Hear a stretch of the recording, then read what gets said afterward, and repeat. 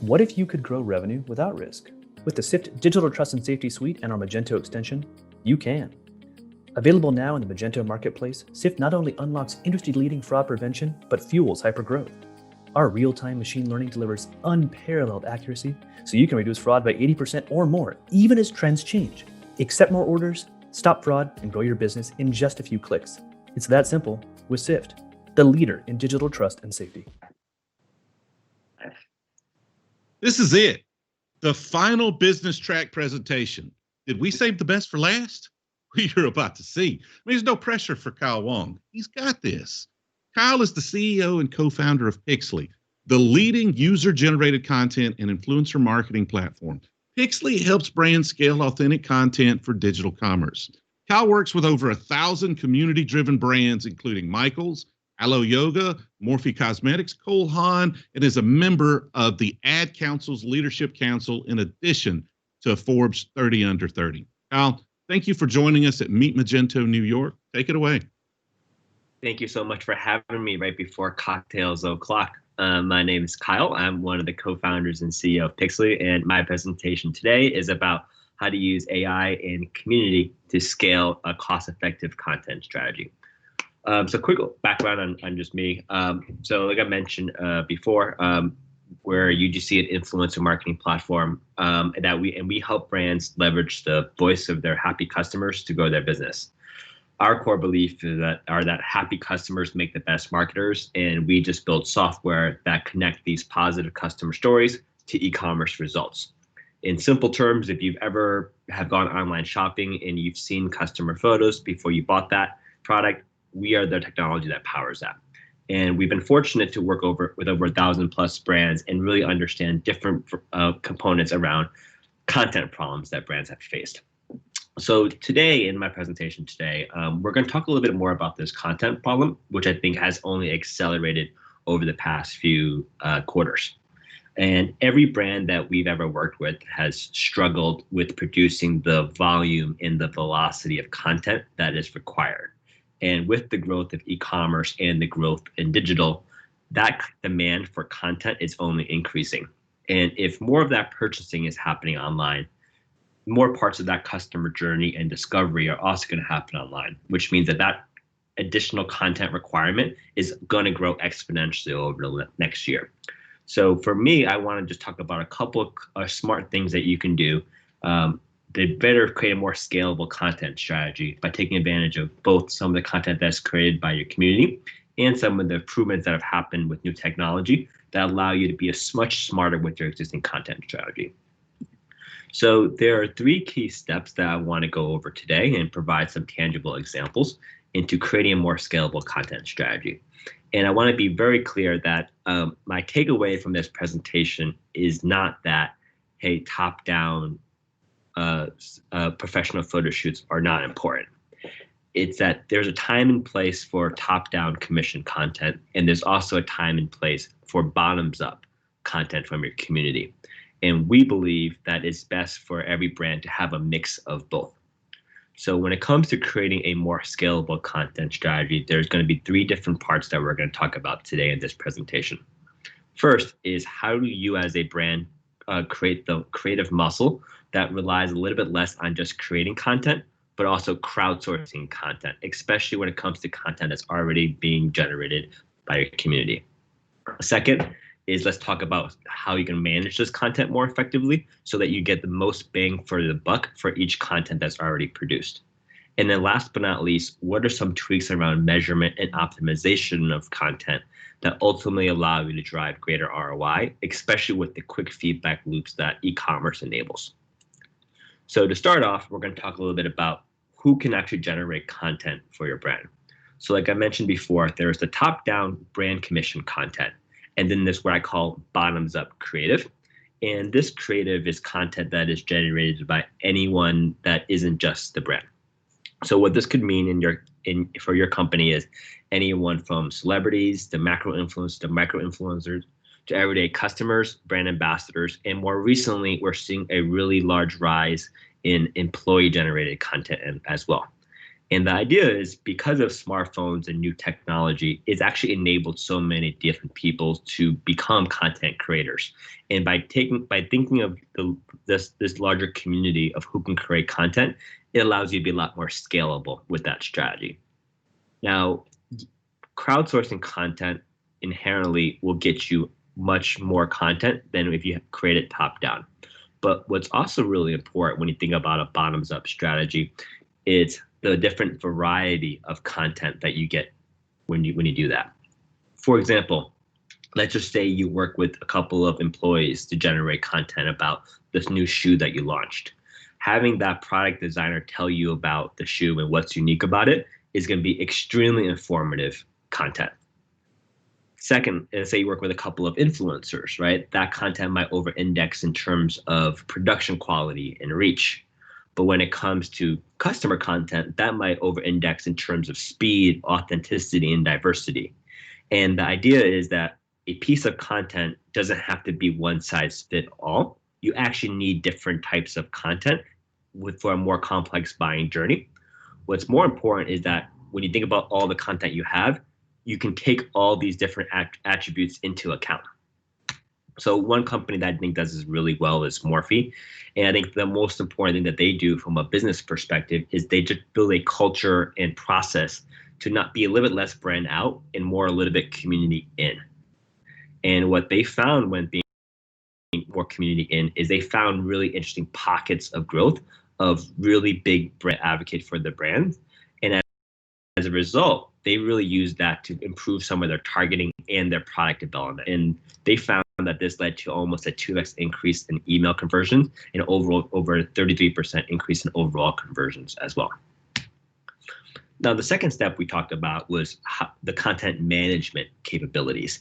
And I think if you move from a model where you're commissioning content into a crowdsourcing model, this is one of the most important things to keep in mind. And one of the things that people always underestimate is that one of the key values of customer generated content is the data that's attributed with the content, which then allows you to search for different types of content over time. So for example, instead of having to commission a piece of content, you can then easily use AI and computer vision technology to search for very specific types of content. And how you tag the content allows you to use it in more places. So the first step, like I mentioned, was crowdsourcing the content, which is going to be more scalable than creating the content.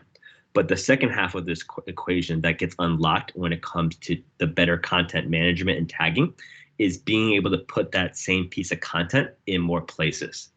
That second part is often overlooked because one piece of content, if it's actually tagged correctly, can live on your homepage, your category page, your product detail pages, and it can live in different places all at once. And that ability to tag the content more intelligently ultimately allows you to be a lot more scalable with your content strategy over time.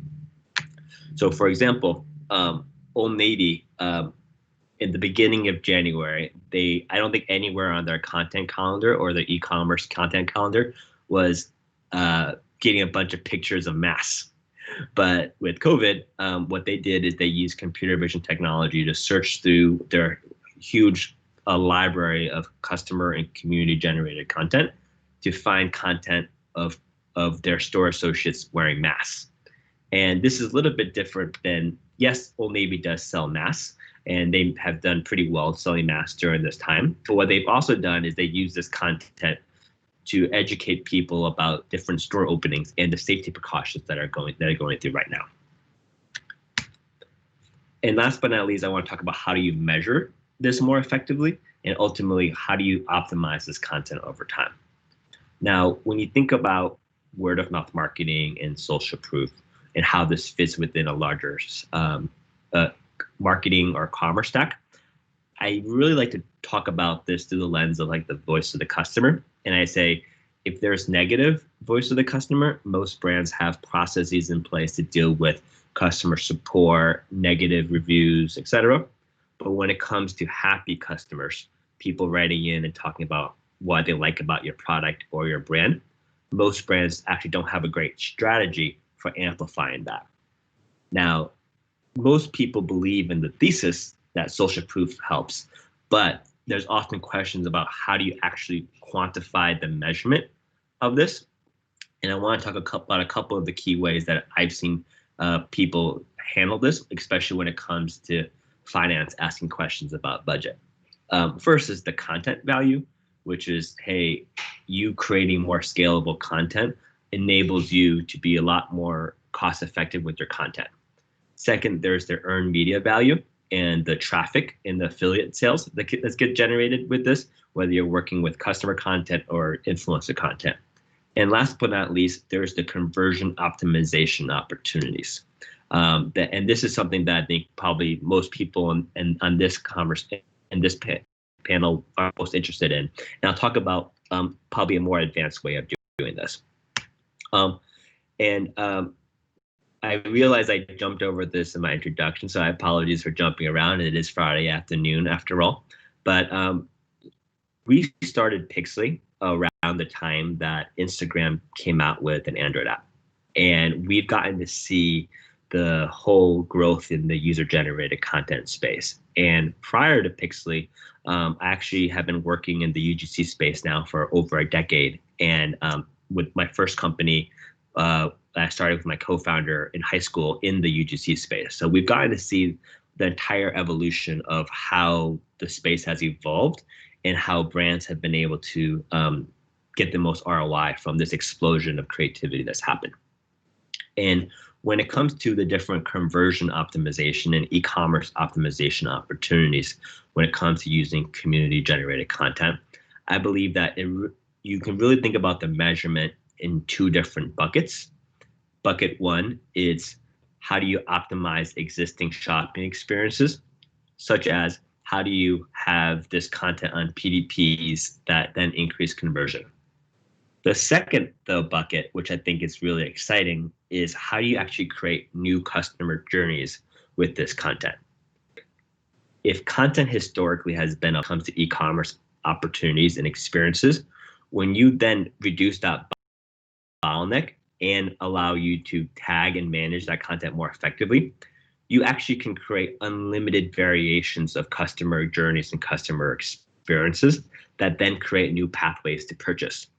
So for example, something in this category could be shoppable influencer landing pages that are very specific towards the different influencers that you work with that are targeted toward a very specific demographic.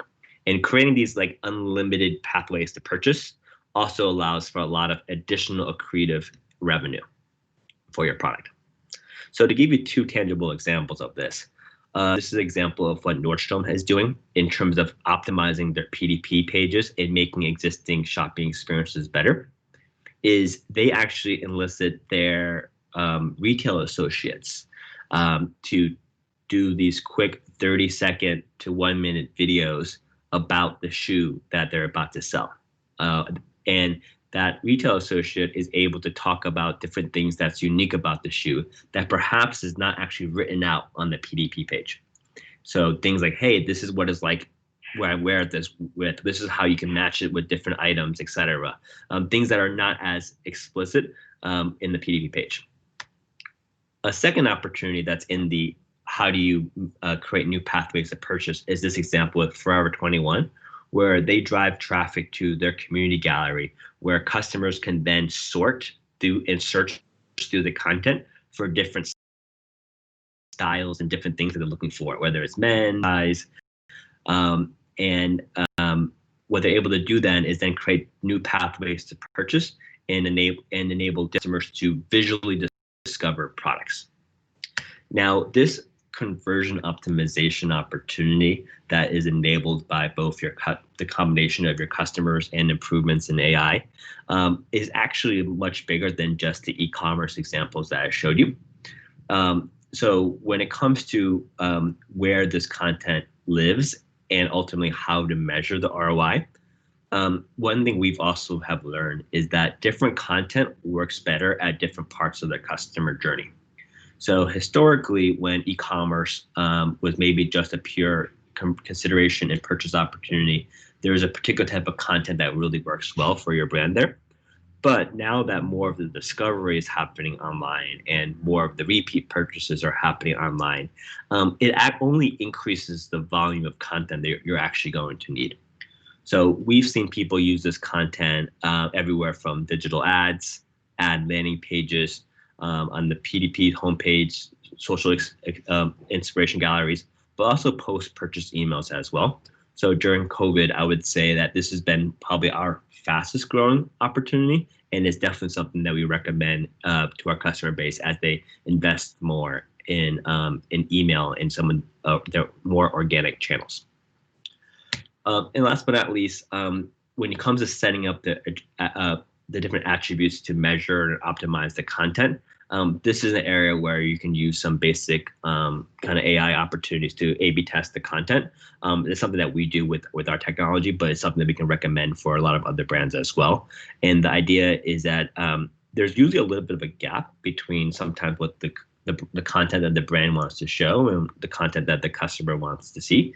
And that's okay. I think that's inherently natural. But closing that gap actually helps a lot. And oftentimes we found that brands are not really experimenting enough with the creative to begin with to be able to really get a better understand of what type of creative is really moving sales. And one of the takeaways that we found, and part of the thesis that we have here, is that having a large variety of creative for different products, whether it's lifestyle images or how people are using the product before and after, zoomed up images of the shoe, ultimately help lead to that conversion, because there's so many different pathways to purchase, and having more diverse content and more variety of content ultimately helps you. So that's kind of the quick summary of our presentation, and happy to answer any questions. But like I mentioned before, as that growth of e-commerce is happening, it's really important for us to be investing a lot more in the content. And ultimately, by taking advantage of content that's created by your community, you can better take advantage of all this unique variety and of content and social proof that ultimately can help increase online sales. All right. I'm happy to answer any questions. Yeah, post your questions if you have them in the chat, and we'll get them answered. I'm going to buy you a little time because there's a little bit of a delay here by asking my own question. So go ahead and post those, and we'll get to them here in just a second. Now, this seems like a great platform for getting the most out of your user-generated content. For a lot of merchants, though, getting their customers to post social content relating to their business is oftentimes the difficult part. So outside of just paid influencer marketing, do you have any suggestions to prime that pump and start getting more content to leverage in a platform like Pixely? Yeah, that's a great question. And like you mentioned before, on the influencer side, there's a value in seeding the content that can happen just from your influencers. Or I also personally recommend some of your employees. So a lot of times when people have issues getting that content, it might be a smaller brand. And in those cases, we say actually having the founder or the CEO talk about the product, that type of quick 10-second video or image is actually incredibly powerful and helpful. And most people don't think about that enough and how to incorporate that. The second thing that I would say that people really underestimate is when you start featuring more customers and featuring your community on your website and other marketing channels, people tend to share more. And we've seen this happen across like thousands plus brands. I can almost guarantee it. And last but not least is creating multiple ways for people to share content. So yes, there's a methodology around getting people to share content on social media like Instagram or Twitter, or et cetera. But there's also a lot of purchases that are not actively shared on social media. But they might have taken a picture of it, such as a gift, right? Where they definitely have taken a picture of that gift. Maybe they didn't share it actively on Instagram, but maybe they took a picture of it and they texted it to a friend, right? So the key here is to enable your customers to be able to share in multiple different ways that isn't just social. For example, integrating with your post-purchase emails is one of the ways that people collect a lot of content these days. Definitely makes sense. I don't see any questions in the Q&A system, so I want to thank you for that presentation. And that's a wrap, everyone. I want to thank you for attending Meet Magento New York 2020 and for spending some time with me on this beautiful Friday. Hopefully, we continue to raise the bar on these virtual events. I want to thank the sponsors and all of the folks that put in so much effort and so much work to make this event happen, and especially for allowing me to be just a small part of it. All tracks have been recorded, and the recordings will be made available very soon. The event may be over, but you'll still have access to the platform and the conversations you had for the next 60 days. I don't know about you, but I'm going to go set up my projector outside. I'm going to start a fire and enjoy this 10-year-old widow Jane while watching the first episode of The Mandalorian. So I hope you have a good weekend, and I'll catch you next time.